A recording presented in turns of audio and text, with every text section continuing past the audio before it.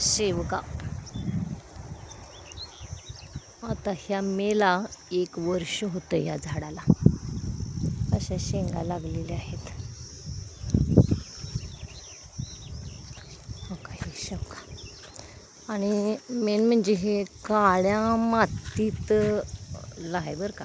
ही माती ही यांची काळी आहे आणि काळ्या मातीमध्ये झाडं अगदी चांगल्या उत्तम प्रकारे आलेली आहेत. तर ही रोपच बी लावलं होतं मी, मेमध्ये लावलं होतं बी. आणि अशा प्रकारे ह्या शेंगा आता चालू झाल्यात. शेवगा म्हणजे